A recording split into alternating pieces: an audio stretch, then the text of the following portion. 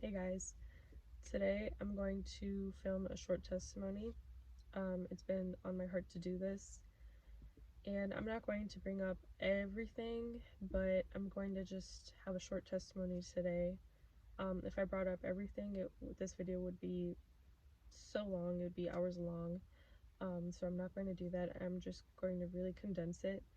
So yeah, here I go. So I guess I'll give you guys a timeline. So growing up, my parents divorced when I was like 3 years old. Um, Most of the time growing up, my parents were always separated. So um, that's just how I remember it. Both my parents ended up remarrying eventually. Um, and I remember um, so basically, this was not planned, by the way. Like, this is just me, like, whatever Holy Spirit's giving me, it's like, this is what I'm going to talk about today. But um, so growing up, my brother had life-threatening allergies. Um, so food was like always an issue in our household. Um, I was raised Catholic, but my mom and my dad, and really my whole family, besides like a few select family members, like really did not teach me about God. I don't even know if they know anything about God besides just like some stories. Um, Growing up, I never learned how to pray. I never learned um, how tangible God was. I never learned um, about how to have like a relationship with God. I never learned any of that. So I think that kind of just shows like where my household was, honestly. And this isn't trying to like bash anybody, but this is just the way it is. This is the way, like, this is the truth. This is like why I am the way I am, why what happened, and yeah. So growing up, I moved a lot. I moved probably like 6 or 7 times. Um, and I ended up becoming kind of a punk. So I ended up getting in trouble a lot. I would get in trouble with my parents, with the law. I would steal a lot. I was a really bad kid, and I was a really bad kid to be around. I would get my friends in trouble. Like, it was just really bad. So I feel really bad about those things sometimes. But yeah, I remember like there was even a day where like I spent like a day in juvie. Like I was heading down that direction. So yeah. And very early in my life, like, yeah, I was raised Catholic, and like I was raised that way, but I never learned really anything about that. Um, and I was raised that way, and I was put in a church, but even at like an early age, like I was questioning what I was being taught. And I didn't like always believe it. And you get lied to so much in society. It's like, the tooth fairy, Santa Claus. It's like, how is God any different than that? Something you can't see that you're just supposed to believe, and all this stuff, right? And to me, God was like Santa Claus, right? So I just had a lot of I had a lot of doubt, and I had a lot of disbelief. Uh, and I ended up going from, I guess, raised Catholic to like atheist slash agnostic, um, and even pagan at some time. And I even participated in witchcraft, which I kind of thought was like a joke. I thought it was like a big joke, although I did not know like a lot about it. I participated in those things because I was like, well, like, this seems like the obvious choice to do, you know? And yeah, I guess my logic was like, I figured that there was no God, and if this works, great, because like I guess at the end of the day, all I really cared about was myself. Especially like earlier in life, like I was a punk, like had a very like fu attitude. I screwed a lot of people over, like that. This is genuinely how I was like as a kid. So wore a lot of makeup, dyed my hair, like um I wore like very like provocative clothing, just like stuff like that. I was not a good kid, like even uh like and this was like very early in my life. Like I became a punk probably like 11, 12 years old. And it carried on for years. So um probably until I was like 14 or 15. I want to say 15 years old. Um so I don't know. But anyways, uh I always struggled mentally, and moving just like does something new. Um I always struggled with that. So, and there was always just like something wrong. Like and I never could figure it out. But I was always really sad as a kid. Um, I was like really into self-loathing, melancholy. Like I was depressed. Like I even had attempts, and I even like self-harmed. Like it was just really bad. Um, and honestly, I just think I was really lost and like really confused, and I didn't even know what I was doing, So I was just doing whatever I could, I feel like, to just numb the pain. And I even started getting into drugs probably around that age. Um, Mostly just weed. Um, a lot of weed, actually. Um, and my mom just ended up becoming so tired of me that she ended up kicking me out when I was like 14 years old. So I lived in the attic of my grandma's house, and my grandma told me the only way that I will have you live with me is if you go to Bible study. And I was just like, okay, whatever. Like, I have really no choice at this point because I'm just like a stupid kid, right? And making poor choices and just like, whatever. But yeah, flunking, failing, going to detention, like you name it. Like I even got suspended at like one point in time. Like maybe that's just for another story, but my kids or my friends as a kid, like they would get suspended. Like that's the kind of people I was hanging around. Like I was hanging around drug addicts, like yeah. So but anyways, I ended up going to Bible study for the first time, and this was probably the first time I had ever been exposed um, to Christianity. So, and not just like in the church, but like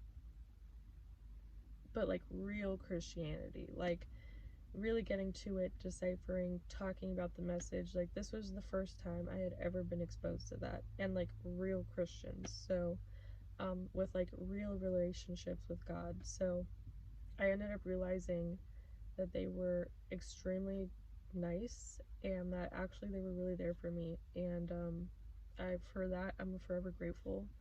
Um, and I ended up liking it. So I ended up liking going. I didn't think they were pressuring me or anything. They all kind of knew what was going on with me. Um, I wouldn't bring a Bible sometimes. They knew that. Like they knew I wasn't as into God as them.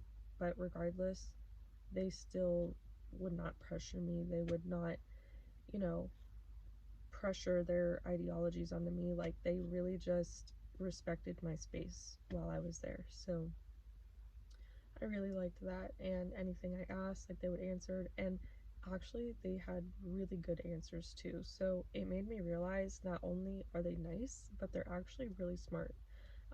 Which was something I was very new to, because in my family, it's like they couldn't really answer any of my questions. And I remember even and this is not to bash my family or anything, like I said, but this is just how it was, you know. So I even remember as like an 8-year-old kid, I saw something dead on the ground or something, and I asked my dad, like, why do we die? And he just starts weeping, and he's just like, I don't know, like. And I think that's when I realized um that everything was really messed up in the world. And I think that's when I realized that my parents, they really have no concept of spirituality. um I think that was, yeah, that was it for me. So um but it's like, you know, you go to these other people who are spiritual, and it's like they suddenly, it's like you have answers, you know, and you have a choice of what you do with those answers. So yeah. um so Bible study was a thing, and then pretty much like after it, after I moved back in with my mom, um I pretty much stopped going. I was like, oh, I don't need Christianity. Like, why do I need it? You know? And at this time, like, I didn't care about the afterlife. I didn't care about any of that. Like, all of that was just, like, funny to me, basically. And, um, I just remember I was so lost. Like, I don't think I could recite a single Bible verse. Like, I don't think I could tell you one. Um, so it showed how much I knew, um, like logically knew how much I was willing to learn. And at the time, I was dating a full-on atheist. This guy, he's not even agnostic, he's full-on atheist. Science is everything to him. Um, and this was probably like my first long-term relationship. Um, and it was an older man. He was a couple years older than me. Um, and it's like we did everything together. Like, this man was my life. Like, he was my everything. um we would spend just like days in a row with each other. It's like we were living with each other. It's almost like we were like inseparable, and this was like probably the whole time I was with him. So and I just remember he was a huge part of my life. Like, I looked up to him so much. I thought he was so cool. He had all these friends, like, but you know, he was a drug addict. He was an atheist, and I just remember, I remember we would mock the concept of like God together, and I would even tell him like my beliefs and stuff, and he would be like, that's cool, but I don't believe in anything, you know. Um, and yeah, I just remember like he had this shirt, and it said fiction, and it had like all the different symbols of like religion on it. And I remember I would wear that shirt, and I literally, on my phone, I still have a photo of me wearing that shirt. Like, that's how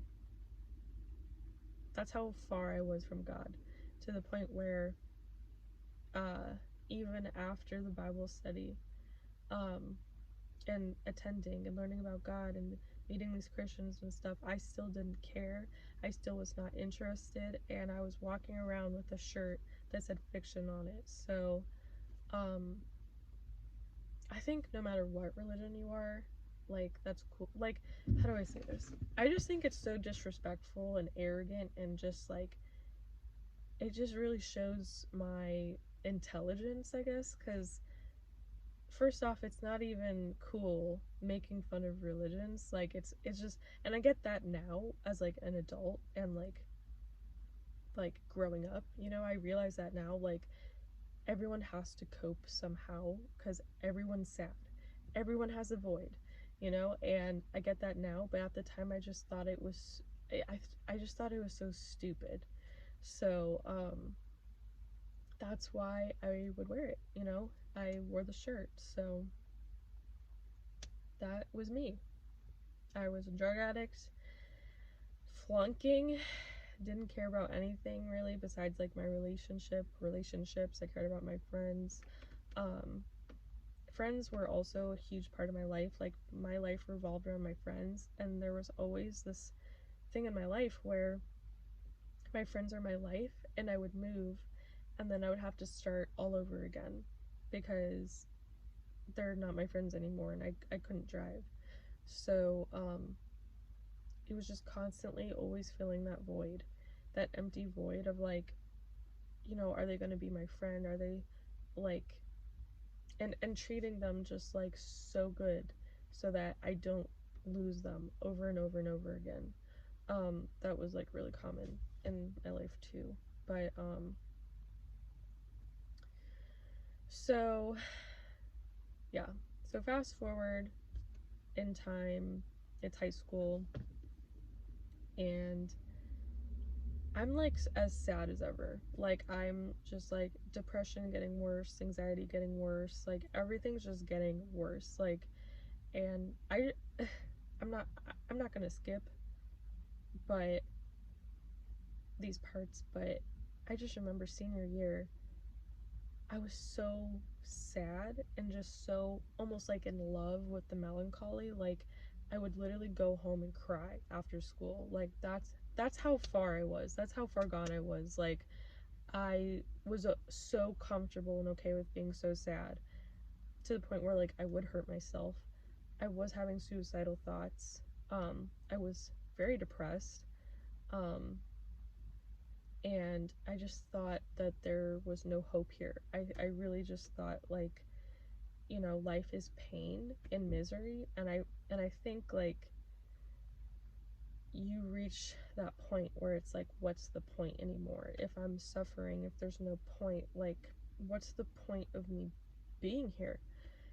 So but I just remember, like, so I'm dating this guy for a really long time, and then basically I jump into another relationship with another guy because I'm like, I'm not happy with this one, so I'm gonna be with this one instead.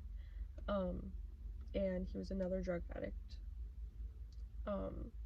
So there's this theme of, like, the men I fall in love with, like, they did drugs. And I didn't really plan on it being like that, but that's just the way it was. So I'm dabbling into drugs, specifically weed, really. I really did not do really anything else in high school. But yeah, and then I think it was like sophomore year, I ended up having a big fallout with my stepsister, and that, like, destroyed me. I remember that's when anxiety started happening. And I would get, like, attacks and stuff like that. That's when that started happening. And I just really felt like I was, like, the black sheep of the family. Like, I just really just felt like, and I appreciate my grandparents, like, on my mom's side, because they really did try being there for me. Same with my aunt and my uncle. Like, I know that they all pray for me and stuff. Um, but yeah, I was just so broken, like, as a person. Like, and after losing my sister, I started having trust issues, and I started just questioning everything, and shortly after that, maybe a year or two after, um, I ended up losing my connection with my father, my biological father. Um, and he made it really clear he just didn't want to see me and my brother. So, and I kind of don't blame him either, because just, like, the way I treated him and stuff like that, but also there were things he was doing that wasn't okay, and it's, like, a whole thing. But yeah, I guess I'll talk about that some other time. But just bottom line is, I didn't feel, like, accepted. I felt misunderstood. I felt like they would judge me, judge the way I looked. Like, there's just a lot wrong, and a lot wrong I was doing too. And I just remember that, like, I was so disrespectful as well. Like, I would swear at people, call people names. Like, there was a lot wrong with me. So it's like, I'm part of the problem too, But regardless, it's like, they are the parent and stuff, but whatever. Anyways, I'll just like talk about that maybe at like another time. But yeah, so my relationship also with my biological mom was not good. Pretty much the same exact thing. Um, Judged, misunderstood. I truly feel like I was the black sheep of the family.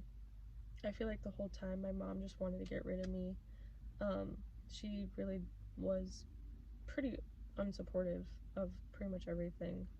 Um, and yeah, that's just, the way it was for me.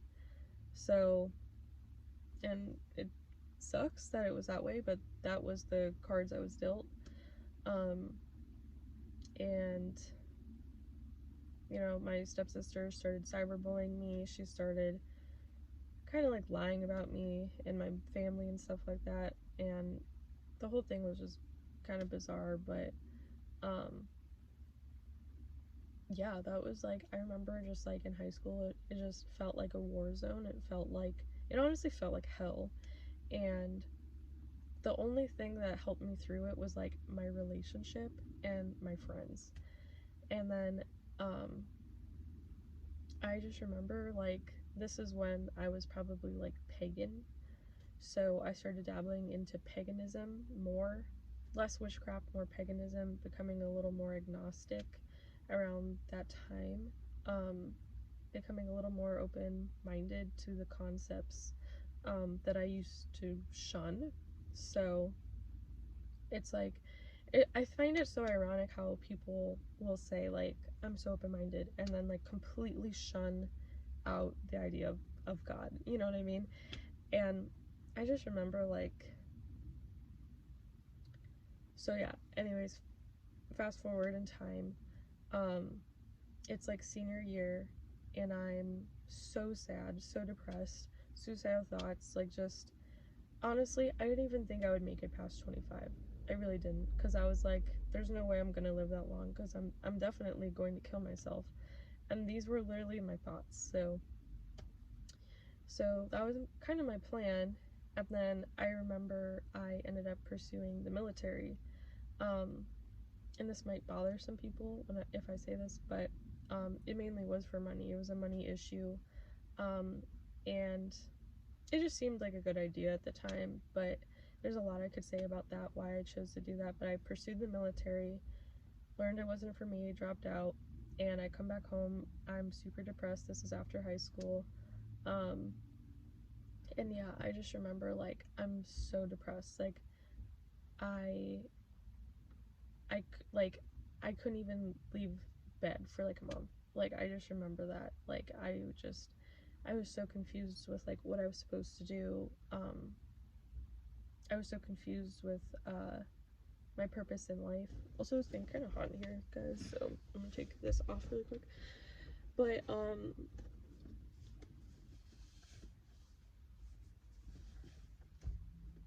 so yeah, but before I joined the military, I actually decided to join Bible study. And this was the first time I had ever decided to join a Bible study by my own will. I'm sorry, I'm going to turn this on really quick. And this was probably like senior year, if not like after high school, or maybe during high school. I can't quite remember, but I just remember it was around then, before I joined the military.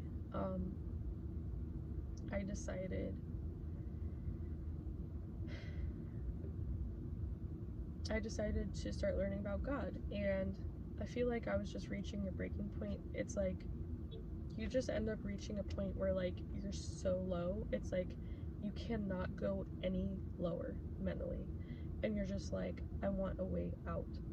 You either want a way out or you just want to get out.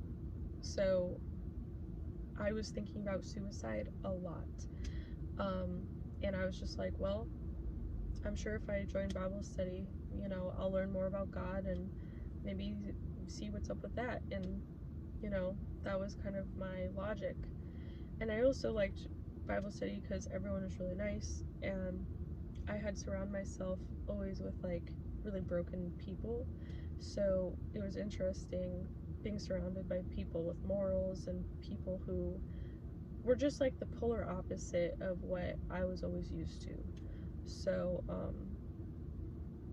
it was just really refreshing, and I'm very blessed because I know not all Christians are the same, but I really did just come across just the cream of the crop kind of Christians. Like I'm so blessed to have met them in this Bible study. And I always liked Bible study. I would never go to church. I liked Bible study because in church I felt like they don't really teach you anything. It's just like a place of worship. So that was like my logic why I didn't like going to church because of that reason. I felt like I was getting more out of Bible study. And yeah, so basically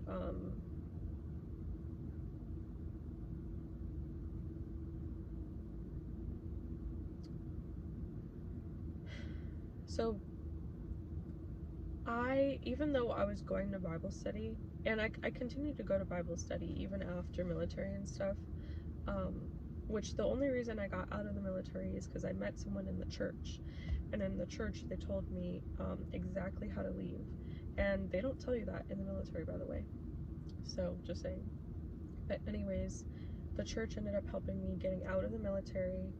I thought that was weird, for sure. I did pray about it and stuff like that, so I totally thought that was weird. And then, yeah, I get out of the military, I'm depressed, I'm going back to Bible study, and here's the thing, is I'm still depressed. Like, I go to Bible study for like a year or two, right? Like, I'm going for years at this point, and it's like, I loved the people, and I loved going because of mostly the people, but it's like, at the end of the day, I was still depressed. I didn't know how to pray. I didn't know how to build a relationship with God. But I was going and I was learning and I was surrounding myself with Christians. So, yeah. So I was seeking, right? And I just remember, like, just thinking, like, I have to know if God's real because, like, I feel like this is what's going to make or break it. Like this is what's going to make or break me. Like, I just remember thinking, like, I want to know God. I want to see if God's real because, like, I'm really contemplating suicide. And I feel like when you're, like, a really suicidal person, you just, yeah, like I said, you reach your low. And you reach a point where it's like, I felt like I had reached a point where I was like, I have to go and I have to know. Because, I don't know. That's just how it was for me. I was like, well, maybe there's a God, maybe there's a hell, but I highly, highly doubted it. So I just remember, like, while I'm going to Bible study and stuff, I rarely pray, okay? But I remember eventually I did start to pray. And I remember one of the times I prayed in my car and I was like, God, if you're with me, if you're here, can you just give me a sign? And I just remember, like, immediately after I said that, a cop car's lights flashed behind me, sped around me, and then zoomed in front of me. Like, literally, like, 5 seconds after I prayed that. And I was kind of like, okay, like, that was weird, but I'm sure that's just, like, probably a coincidence, because, like, I always would, like, explain things away. And then I prayed another time, separate day, separate time, and I prayed in my car, Lord, can you just give me a sign? Can you just give me, like, a butterfly on my car or just something? And I remember, I'm driving in my neighborhood, and there's, like, a street that, like, attaches to my street, and I remember as I'm passing the street, like, a bright light shines up the street and hits my car as soon as I said that, and it's like a giant white searchlight, and I'm like, wow, that was really weird. And I pull in my driveway, which is like right over here, and I'm watching to see what that was. And it was actually a cop car with a big searchlight on it. And I was just kind of like, why is he doing, like, why did that just happen? Like, I never called the police station. I never asked about it. I mean, I could ask about it, but I never did. I still don't have answers as to logically why that happened, but looking back now, I realize, like, that was a sign from God. And he's not just a little butterfly on my car, okay? So, I mean, guys, it was like a giant white light, like, on my car. I was like, and, but of course I would explain everything away. So, explain away. I'm like, yeah, whatever. It doesn't matter. And I forget about it, later. And I just think it's meaningless. So, yeah. Still not praying. No relationship with God. I'm not reading the Bible in my free time. I'm only going to Bible study, right? Yeah. And I just remember, like, I reached a breaking point where I was at the end of my rope. Like, I'm just like, I don't know if God's real. I don't know if I can do this anymore. I'm not that strong, like, mentally. Like, I'm just not having fun here. And it's like, when you, like, don't believe in anything, it's like, you're just like, well, what's the point of me even being here? Like, if there's no hope here, if things are never gonna get better, like, I really just wanted to go. Like, I was so ready to go. My relationship was failing. My relationships were failing, specifically with unbelievers. Those were specifically failing. And I just remember, it hurt me so bad. Like, I felt like all my friends are fake, my relationship is fake, no one really cares about me, no one really loves me. I don't even know what love is at this point. You know, I'm sinning. I'm constantly in sin, by the way. Never gave that up, even while going to Bible study. But yeah, one day I just remember rolling up to this coffee shop to meet my friend, and I just remember, like, that was the day I wanted to die. Like, I just remember that's the day I felt like my heart finally broke, and I just couldn't take it anymore. And I just remember, like, in my mind, I was like, I'm ready to go.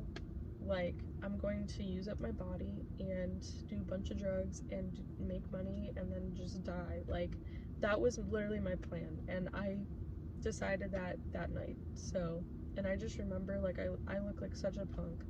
I'm, like, looking like a punk again. Black eyes, black hair. Like, I'm sitting in this coffee shop, minding my business, waiting for my friend, which I was meeting up for because our relationship was failing and I was trying to mend it. And I just remember sitting there in this coffee shop all alone, minding my business, and this woman walks up to me, and it's like she knew everything about me. She knew I needed God. She was like, you are drowning, and, like, God's hand is just right there. And I'm just like, who are you? Like, are you, like, a medium? Are you, like, a psychic? And she was like, no, I'm a prophetic person. And I started experiencing things, seeing things when I joined ministry and gave my life over to the Lord. And I was like, oh, okay. And I had never learned about prophetic people. Even in my Bible study, they don't teach about those things. So I don't even know if they believe in that. So this was all new to me, and I was like, oh, okay. And she knew things about my future kids, my future marriage. She knew how many angels I had. She knew I came from a broken home. She knew my parents were divorced. She knew my heart was broken. She saw me wearing scrubs, and I told her, oh, well, you must have saw me in my program, because I had to wear scrubs in the program. And she said, honey, I'm as old probably as your mom. Like, I could be your mom. And I looked over at her friends, and I noticed that they all had gray hair, and they're all just looking at me. And I look back at her, I'm just like, I'm getting freaked out at this point. And she just kept talking about God, and she was just like, you're drowning, and God is right there. His hand's right there. And she was just telling me, like, I don't normally do this anymore for people, but it's like the visions were so strong. Like, I had to say something to you. And I think that's the day I realized that God was real, and that I couldn't explain this away anymore. And that's the day I feel like everything changed for me. I wasn't immediately healed because of that, but it at least solidified for me I can't commit suicide. And it solidified for me that there is a spiritual realm, that God is real, that he was watching me. And I just remember my friend came in, right? And I was like talking to my friend, like, you need to meet this lady. And my friend just kind of looked over, like, and she knew things about my friends, like, I see you racing really fast and da da da da da. And I'm like, oh my gosh, like, da da da, like, da da da, like, participates in community car races, and like, he does drive really fast and da da da. And he's just very unentertained, just like, you know, I don't think it was his time, but I do think it was my time, and I was ready to receive. So different experiences for both of us. And yeah, and then I'm like, okay, well, maybe she does know me, so I'm gonna see if I have her phone number or her social media. Nope, complete stranger, no mutual friends. But I added her, got her information. I'm like, thank you, and just, yeah, and people witnessed that. Like, it was a public thing, it was like a powerful public thing.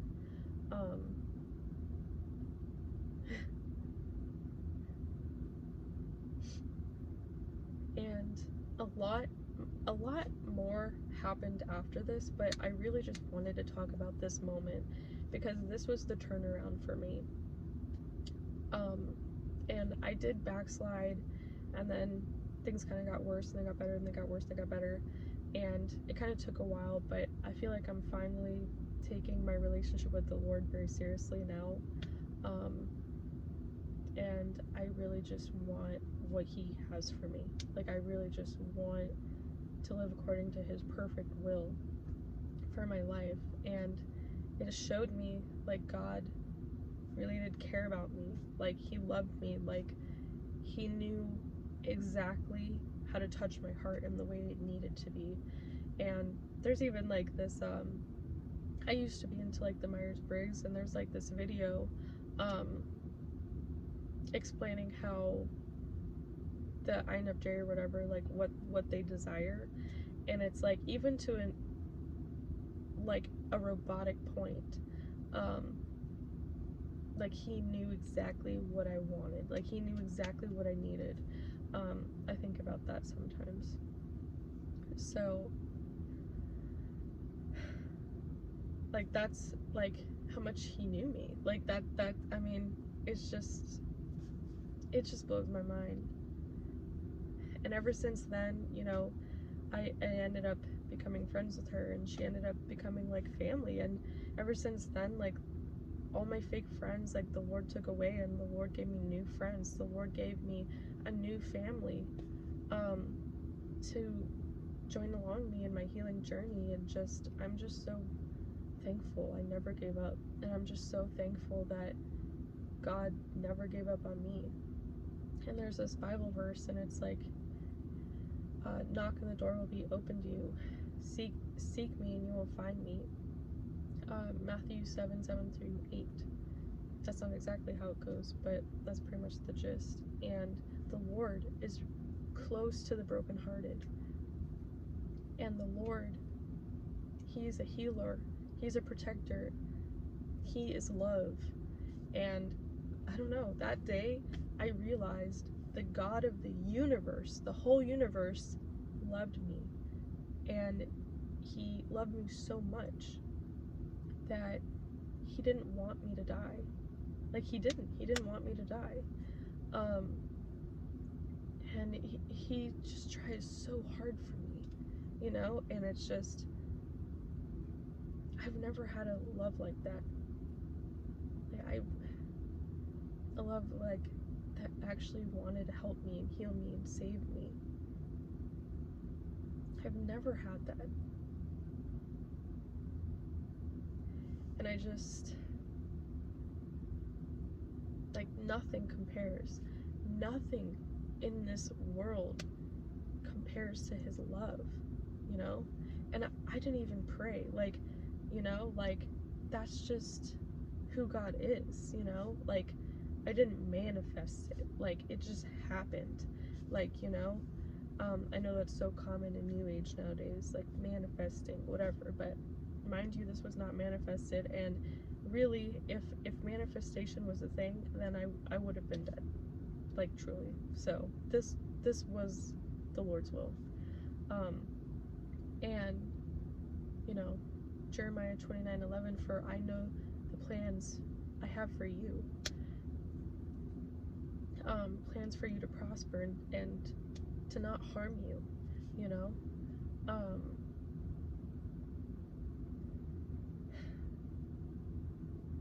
And yeah, guys, there's so much I could say, really, and so much has happened, you know, later on. And later on, like, basically the woman I met, she ended up becoming really like my spiritual mom, and she's like family. And my life has just been crazy ever since I met her, ever since I became close with her.